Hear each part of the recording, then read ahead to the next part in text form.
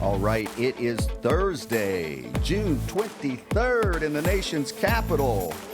It's a dark, dank day. We are officially into summer, John, the summer solstice. We will get into that and a whole lot more. Here's Riggo. Yes, Todd, thank you very much. Your name is Todd, right? It is. It has been a while. Yeah, It has been a while. I knew I could place you, but I wasn't quite sure. Listen, the fans want to hear from the big guy more often. We've been a little, we've had a few little vacations and things going on. Derelict of duty is what they call it in the military. Well, yeah, and then your lovely daughter Coco, who Yes, is the diva. Turned into a little diva. We're gonna, get her mind Well, right. she did star in, a course line, so, you got to go. I told her, though, she was supposed to be with us today, actually, but she got called into work, just, what do you call it, just last second type of deal. But I told her because she loves I don't think she's seen the actual play, Phantom of the Opera, but she loves the movie, loves the music, Right. and all this stuff. I don't know how familiar you are with it. I had to Little look this bit. up because her and I watched it the last week. Although we didn't watch it 2 weeks ago. We didn't watch it to its full conclusion, but we saw all the parts that Coco wanted to see. So when Coco was done with it, I was done with it. It's a good way to do But it. anyway, there's one of the parts in there. I don't know. Do you know who Carlotta is? Carlotta is the diva. Carlotta is the diva. In the Phantom of the Opera? Yes. Okay, She's the one that, and then you have the other, what's her name? I can't think of it. Drew, but she's the young voice that the Phantom is grooming, right? So Carlotta decides, I think you see this, I think the same thing, what was the guy's name that Lou Gehrig replaced? Oh, yeah. Wally Pipp. Well, I think there's a circle here that keeps continuing on whenever you give the next guy a shot, right? Because in the Phantom of the Opera, Carlotta, she can't make it one night because she's all flustered about something, and so the new girl steps in and it's, bye-bye, Carlotta. We don't need you anymore. Be careful. Exactly. Be careful out there. Anyway, what was I going to say? Listen, Todd, I think I complain all the time, but this one, it went to a new level. And you know what I'm talking about. In fact, you probably got some. I think my lovely wife sent you some of the about what was it on? I don't Friday? know. I'm amazed. I'm sitting there going, does he know how hot it is? Oh, there's a price to be paid for that kind of stupidity. I'll tell you But right the man likes his outdoors and he likes working. Well, no, but somebody's got to do it. I'll tell you the whole story. That actually it'd be really good, and I never thought of it till just now. That what we needed was a little theme music, and the perfect music would have been Tennessee Ernie Ford singing 16 Tons. Because I tell you, I think I did load 16 tons of number 9 coal. Lisa Marie, we just are finishing building a swimming pool after the virus. Everybody in town is now building a swimming pool because everybody realizes, hey, you never know when you're going to get pinned in. Might as well have something to do. Got to get yourself a nice cement pond, as our boy Jethro used to say. Yes, it is. And actually, I never thought of it. We do have for me, it's a cement pond. For her, it's a swimming pool. Anyway, because around the side of the pool, you need some fill, not fill, but topsoil over the fill that's around it. So I had them bring me down 10 cubic yards of topsoil. And then you got to remember that it's not a typical type pool because you have to. There's an edge over the side, which is about 5-6 foot drop, but you have to wheelbarrow the dirt out, and you have something about 18 inches wide, which is plenty wide now. Don't get me wrong, but when you got to wheelbarrow and you got to go because you got 2 ways to go. One in the pool, which you're going to be fine, but your pool's going to be full of dirt, which ain't good. Or 2, you go over the side, which probably you're going to the emergency room just based on the hill and all that stuff. That's a good sized drop off down here. Then you're heading down into the CNO. Yeah, exactly. But I've been knocked off bicycles I don't know how many times, and I think I am basically like a cat. I know how to land. Not always on my feet. Best part for me is to land on my head. I walk away, get up unscathed every time. Ta-da! Anyway, Friday it was 98 degrees. And I was out there, and I did about half of it. So I did about, Wasn't a dry heat either. well, no, you know what? In the afternoon, it wasn't bad. Okay. I checked it because the humidity started about 70% when you and I talked, and it went down to about 35, 40, if I recall. Anyway, I mean, I was a grease spot by the end of the day, literally and figuratively. So I had to get up Saturday, which it cooled off considerably on Saturday. But after the workout on Friday, I mean, it was like I went out there and I just like, I can't. You're gonna see it on the video here because you I do checked in. Oh yeah, and I'm gonna put it in here. So and I'm watching this video, and I was like, the degree of difficulty that's exactly that you right. added. The Russian judges would have given me a 9-9. You're like on a trapeze with this wheelbarrow because to the left you're in your nice new pool in the water. To the right. And you were like, it's like you're doing this balancing. How many loads? I have no idea. I would say somewhere. You calculated it was 90? Yeah, probably close to 100 somewhere in there. And still there's a little bit left, but I saved that for the landscapers. Well, the whole thing was, what you're talking about is, now I will say this, I don't know what it is, but I forget what you call it, but I have a fear of heights. If I had been up... Agoraphobia? Is that it? That's what I thought it was. I was going to say, if I had been up 50 feet, 20 feet probably, I couldn't have done it. I just don't think I could have. I would have been like, no. But, down there, and there was times where you kind of was a little bit, one time there was like, whoa. I was sitting there watching you, and it's like, literally, you, and how you had to do it, if you made a wrong move, it was not going to be a happy ending. No, exactly. And you know what, then afterwards, because I joked, and I think I told you this, I said, I felt like an iron worker, up in New York City, 60 stories up. So I went inside, and you got to, I will tell everybody, go online and look up iron workers and look at some of the photographs of those dudes. Was this in the 20s and the 30s as they're building the skyscrapers? Even today. There was no OSHA. No, exactly. No guys, harnesses. They didn't even wear damn harnesses. Nothing. Back then. Now they do. But hell, I saw one guy standing. Hell, I don't know. It was an H-beam or an I-beam, whatever you want to call it. And he's standing on top of this thing. I don't see anything around him. They're up there eating lunch. Those great shots with they're up there swinging their legs. That's a great photograph. Those guys had jump rope up there. They're daredevils. They'd have to be. Well, I know they used to say during the 20s and during the 30s, and they were, New York was going up. In fact, I think the Empire State Building began in 1929, and I think it was like 12 or 13 months to build that Empire State Building. But a lot of guys, they needed work, right?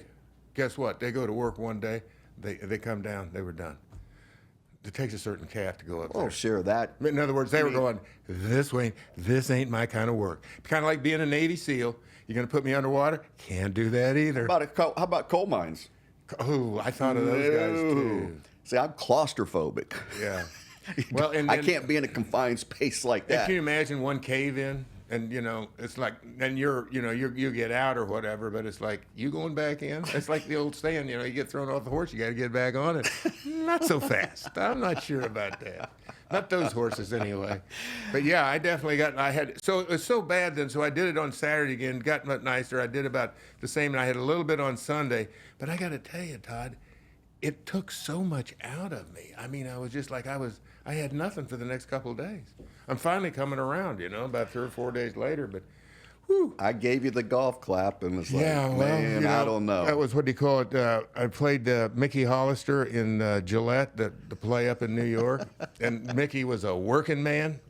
John Riggins ain't a working man, not anymore. That's who I used to be. But you're going down swinging, I'll give you that. I wear a smoking jacket in the evening with slippers. That's who I am. I want to see you enjoy that new, the spa part of your new pool too. That's your reward. Yeah, well, exactly. That's what I got to get to. But we still got a little bit of work going on. But anyway, yeah, that was wearing me out a little bit. Well, speaking of a little bit of work, and yesterday up on Capitol Hill, congressional hearing, and the previous week where they had invited Roger Goodell and Dan Snyder to come down and have a little chat. Dan RSVP'd, him and his plus one Tanya said, we can't make it. Thanks for the invite, thanks for the offer. We're going to be over in France taking our private jet, and they actually have took both of their private jets, his and hers. Do they refuel in the middle of the ocean? Do they stop? There's an aircraft carrier that they put down on, get fuel, and keep going? I don't think they have to, right? From here to France? Yeah, I would think so. Nah. I but their yacht also, Lady S, is docked there. And so they said they couldn't make it and really appreciated the invitation. Roger said, hey, I'll be there. But he was on Zoom, right? He was on He wasn't in Zoom. person. He was on Zoom. And I tell you, it's fascinating in one sense. We see, let's just take this issue and in front of the U.S. in this Congressional Committee here, John, and it's a microcosm of politics. Let's even take out the fact that it's Dan Snyder, the Commanders, Washington football team, but the Democrats versus the Republicans, and which side is on which side of this issue, in which the Republicans are going, we can't get baby formula. We're still struggling. Gas prices are high. This is a farce. They called it a farce, a clown show. Company lying, conservatives over here. The Democrats, this is a travesty. Women have been aggrieved. We have every right. At one point, Chairwoman Maloney said, and it's so petty, right? It's like sixth grade stuff. She says, she chastises one of the Republicans who says, this is a clown show, this is farce. And she goes, you're out of order. And he goes, you can bang the gavel all you want, I don't care. And he goes, and actually, I root for the Dallas Cowboys. It got that childish. That is a little childish. And then one the Republicans said, we have no right to investigate this NFL team, and this has nothing to do with us. And she goes, we have the right to investigate anything we want. And then they went like, I know I am, but what are you? It deteriorated into that. They were almost starting to throw food at each other. And so you knew the Democrats were going to pounce, and they bring up some great points. And Goodell's just sitting there going, taking jabs and taking shots over here. And and he's like, overall, I don't have the authority to do that. And, he did what he's paid his $60+ million to do, is to take the bullets for the owners. Mm-hmm. But they're boxing them in, and they're boxing Dan in. And the highlights that came out of this, I think Liz Clark of the Washington Post paraphrased it tremendously. Congressional Committee finds Dan Snyder conducted shadow investigations to discredit employees, perceived enemies, and NFL probe. And here's the kicker. Here's what I took the most out of this. Via his lawyers, he sought derogatory info and emails about Bruce Allen to portray him as the source of all the badness. And that's where John Gruden. Exactly. And that's why the complexity of this three-dimensional game of chess, because the drama that the league just doesn't want to deal with, and there's so much other drama, and this all is interconnected. So John Gruden's lawsuit that apparently is going forward in Vegas. Which obviously the commissioner had to be aware of in the back of his mind. Completely, because that's how the bulk of this came out. Yeah. And through the investigations where they still have not released the report, was the other thing that came out of it. And this is where they pinned Goodell in. And he did not have any good answers, because the report... But we've known this for quite a while. Absolutely. That's the people that were involved in the investigation, the ladies that were harassed. They have basically relinquished the DNA. Knock yourselves the out. The NDAs, excuse me, not the DNA. The NDAs, there probably might be some DNA involved by the end of this. But it gets juicier. So they're like, listen, not only have these women said that released the report, and Jerry Connolly here, he said I represent a lot of these women in my district, and they demand that this be released. And for anybody that doesn't want to be included in that, that's what redaction is for. That's what I thought from the very beginning. That's what redaction is for. And oh, by the way, Roger, you had your Deflategate. This was an embarrassing graphic they put up. Deflategate was 256-page report, a small phone book. You had the Miami Dolphins and their workplace culture. That was about half as many pages of that. You had the Ray Rice domestic abuse report that was a couple hundred pages. You had the Washington football team that was a 5-page non-released report. It was embarrassing. And this is where they boxed them in and said, You see, and he goes, oh, but you understand that redaction doesn't always work in my world. And they're like, no, that's a bullshit answer. What? He goes, there's a difference between secrecy and transparency and some of the things that we deal with. Redaction doesn't work. Not a good answer, not a good look. Yeah, I was thinking to myself, you can think of it in the terms that the owner of the football team here, local football team, he is a greased pig, and they are trying to catch him. Yeah. And you got to give him credit, though. He, being a greased pig, I've watched it years ago. Have you ever seen anybody try to catch a greased pig? No. It's pretty fascinating. Pretty fascinating. You got him for a while. That pig, he wriggles and he squirms because you got him. I got him. No, you don't. He swivels those hips. Whew, he's off again. It's kind of, that's back when they used to do stuff like that. I'm from the country. Country folks have a weird sense of humor, things they like to see. You've heard it, though, right? Oh, absolutely. Yeah, but that's exactly what's going on. I mean, it's so strange, too, because this community here, and we've talked about it before, that the franchise here, football franchise, meant so much to so many people once upon a time. It gave people a lot of pride. It gave them, something to look forward to during the fall. And it has fallen into such disarray in the last 20 years. And obviously business is business, and, it is what it is. But the average person that knew that team, the old franchise, I have to believe that they are, they're devoid of any feelings for it anymore, other than maybe disgust or contempt based on what they've witnessed over the years. And you would think that all the stuff that's coming out now about, and I think that's particularly damning, where you're accused of something, so you hire a set of people to go and delve into somebody else's past to try to bring up and discredit them. Then again, that's fair. I mean, but when you look at it, instead of answering the charges and just saying that this isn't, you're going to try to find dirt on the other guy to see somehow. To me, in all the smoke and, the flames and everything that you have surrounding this franchise, it can't be good for the league. I don't know, because people love football. There's no question about that. And I think most people, and it would be the attitude of the Republicans when it comes to this, is like, that's not stuff we do. We love football. Don't mess with our football.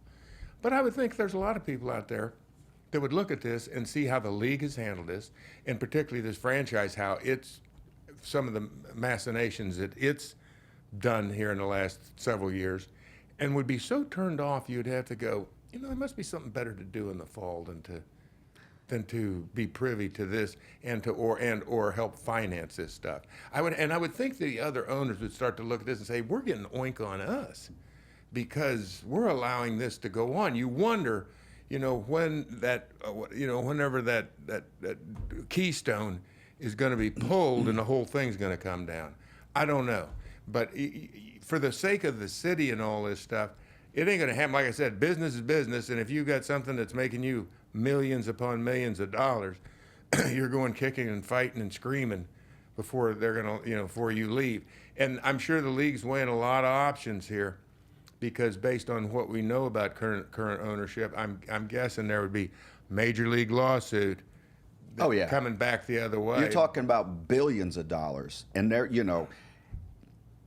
The Denver Broncos just went for record money, right? To the part of the Walton family heir, the estate, and some of the Waltons that are bought, I think $4.2 billion, record money. Mm-hmm. This franchise has been by Forbes, which is whatever, about that amount of money, even though it's last in attendance, TV ratings some of the lowest in the league for this once proud franchise. So to your point, that the people that grew up and you are the hero, you're on the Mount Rushmore in those halcyon days where the Redskins were a top 5 franchise of all of professional sports. That ship has sailed, it's long gone. And so it is the younger generation of people that they go through this with blinders. They don't care about all the off the field stuff and all this. True. And that's where the Commanders and ownership, that's what they want you to believe. And that was their entire position yesterday. We admit some sins of the past. But look what we've done for the last 2 years. We hired Ron Rivera, Hispanic American coach, great guy. We got Jason, he's our new president, and look at all the females in leadership positions. So yeah, we may have done all that, but look at us today. Judge us by today. Well, the problem is you really weren't punished, and that also came out yesterday too, because I believe it was 2009, and they settled a lawsuit with a woman for $1.6 million that he sexually harassed and assaulted, I believe, yeah, and then Goodell, the league didn't investigate it. The league didn't know anything about it until after the fact, which also then the league's like, well, collective bargaining agreements and certain things we could and could not do, and yada yada yada. So it was not a good day for ownership at all yesterday, based on. Well, it wasn't good for the league either. No, it's terrible for the league. In other words, it looks like one hand doesn't know what the other one's doing. Well, John, and there's a lot of underhanded things going on. I suppose that happens in any business, though. I've never been, but not to this level. And this is I've said this before. This is death by 1,000 cuts. I keep asking people, why do you think this is consistently out there, that they can't escape all of this? Because powerful people are not allowing it to happen. So there's some power moves at play. Now, here's the other part of this. The Deshaun Watson and his guaranteed $230 million contract, he just settled at the end of last week or early part of this week, 20 of 24 lawsuits against him for women and non-disclosure. 4 are still proceeding. So, and then there's a conga line lining up. 100%. Now, he's going to get suspended. They're talking about suspending him for a full year. He got paid to not play last year in Houston, so now Cleveland gets record guaranteed money. And they're sitting there going, well, wait a second. He hasn't committed any crimes. He hasn't been charged with this. But what's going on? You got the owner of the Washington football team, and look at all their shenanigans and what he's done, and this is coming out. So they're sitting back, and the players' union is looking at this going, what? Double standards, owners and players? Now, we all know that exists. Right. And, well, of course, and they always, the league will be the first to point out that, ownership has to be held to a higher standard. Yes. To a higher standard. Hello? So, what is your standard? Right. So you got the complexity of that. It's a terrible look for the league. It's like the Brian Flores situation, former Dolphins coach, who's suing him. This gets kicked down to the bottom of the list for all these other, these inflammatory. There's so much going on. There's so much going on. And for the league that is, catering to the Me Too generation and more female involvement from referees to coaching to management, it's a bad, bad look that you've had this going on for 20 plus years. Nobody feels that they were punished. A little $10 million fine, and everybody knows nothing changed out there. So Dan got subpoenaed for next week for a deposition. I don't know. France called, but a deposition is done behind closed doors too. So the lawyers have been unleashed, and we're gonna see how this plays out. But they're slowly surrounding the castle. Yeah. see how much food and water we got, ammo, and see how long. Because at the end of the day, maybe it'll turn out like Masada.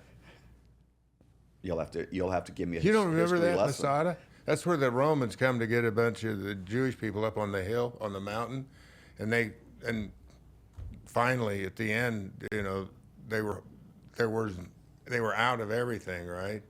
So everybody committed Harry-Carry. Was this 300?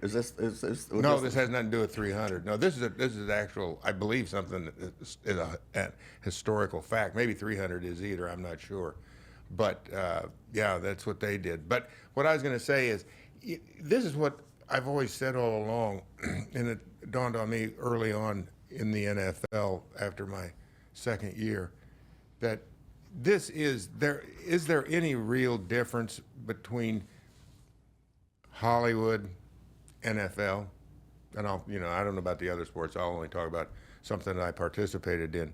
And really, when you get into the entertainment business, the answer is no. It's whatever you can get away with.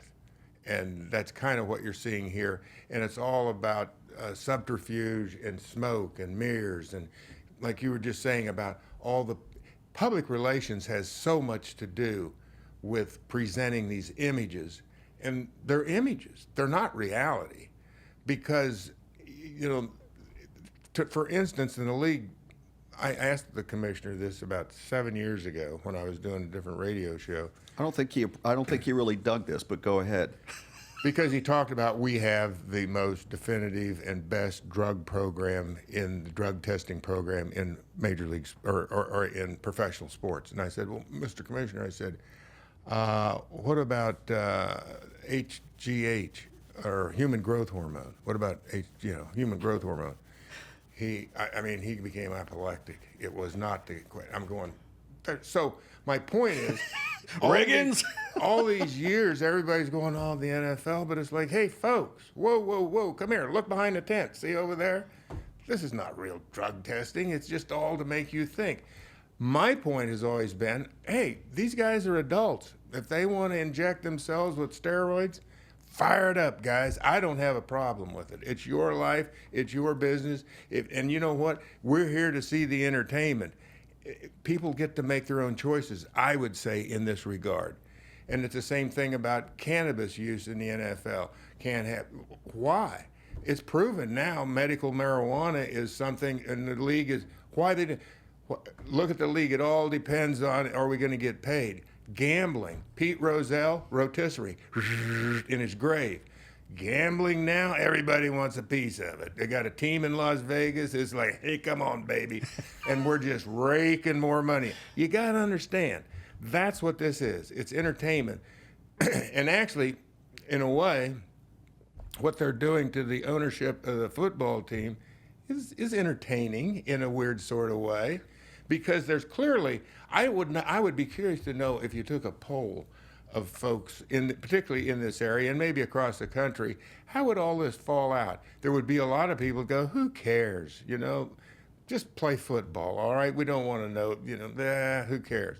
But then in this day and age that we live in, you would think that a lot of people would care, but it doesn't do you any good, because ultimately it comes back to the same thing. As you've always said, Todd, it's all about the money. Follow the money. So that's what you're looking up against. At some point, I would believe, the thing that, in my opinion, because I'm sure that there's probably some other places around the NFL where this is hitting a little close to home with what's going on with the local franchise. With ownership? Yes. Dan, if they come and check into my closet and they start exposing my skeletons, we're gonna have a real problem, punk. Exactly, and that's what I think is the big. And I think everybody sees the white elephant in the room. I think most people know that.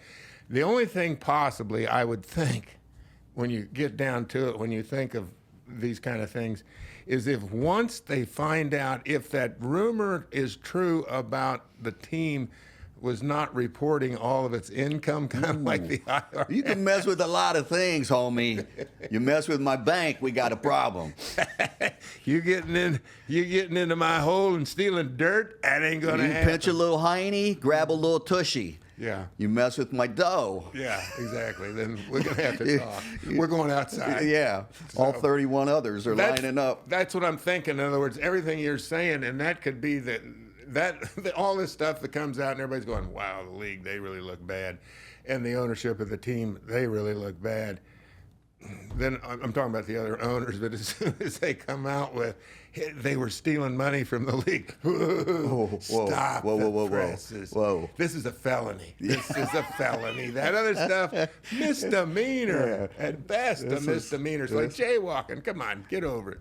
100%. And the biggest thing, keep an eye on the John Gruden, because that's where the dirty laundry. Well, exactly. The pendulum's still swinging. It's still swinging. And so that they want a crucial ruling with John Gruden said that they denied the NFL's motions to force arbitration to go. That was a humongous. Huge. And now the NFL finally has a reason to sweat bullets. My guess is because there's so much exposure for them. I will be shocked if the Gruden thing gets past depositions or into some. The league's gonna. What else? Well, they're going to have to settle with him for for over $100 million then. Over $100 million, because I believe he lost $40 or $60 million that was still due on his 10-year, $100 million deal or whatever else. But then he'll get for damage because he's done. He's done. He's damaged goods. So he's not going to be back, doing what he loved and wanted to do. Well, I don't not believe. in the public eye, I don't think. And he already did the broadcasting thing, and he's kind of yesterday's news on that. And they want the new Peyton Mannings and the hot young guys coming out now to carry on that stuff. As you see with Tom Brady's already been pre-signed for whenever Tom wants to quit. He got the record money deal from Fox. $250 million? Yeah, something absurd. Actually, it might even been 3 facts. It ain't for everybody, I'll say that. But that's how it works. But that's also where, the league, that's where they can go, Dan, there's nothing we can do. There's nothing we can do. We don't want to see them, but they have the right to do all this. So this is how I believe they're boxing them in with all these different satellites of bad things and bad news out there to force them to sell.